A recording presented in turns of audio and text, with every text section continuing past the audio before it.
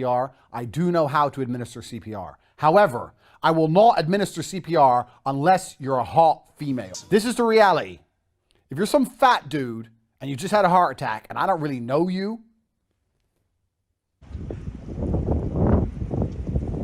I'm having a heart attack. In the wise words of Andrew Tate, I do know how to administer CPR. However, I'll only do it if you're a hot female. If you're some old fat dude, or someone who looks like Max, who is not hot, or a female, then you're just gonna die.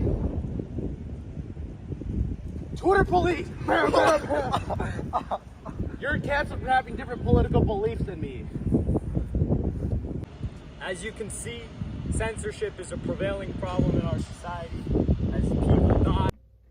Okay, so looking back, I realized that no one dies to censorship, but I said it in the video. I didn't mean that, obviously. So yeah, just people get taken off the internet, but they don't.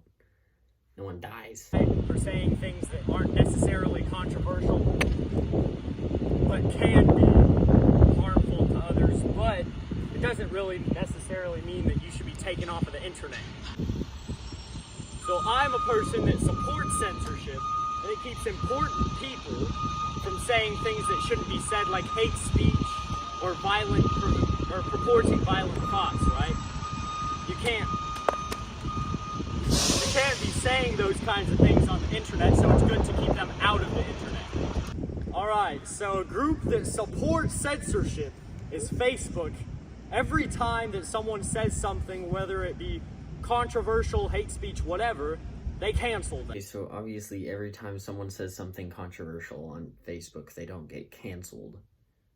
But what I meant to say is that Facebook is good at, like, when there's a political campaign or going on or something like that, they'll censor people talking about it sometimes, the controversial topics of it at least. So that's censorship. So Facebook supports censorship. But also, if someone on Facebook or other social media platform, it doesn't really matter, if they say something hate speech, misogynistic, then they will get bye-byed. So a group for canceling censorship, see what I did there, the irony? Anyways, is the National Coalition Against Censorship. And what they do is they argue the First Amendment against censorship, which obviously freedom of speech. If you have freedom of speech, then you can't get canceled, censored. That's just obvious. So, and they have arguments to debate this topic because they can't really pass any laws because there's already an amendment about censorship.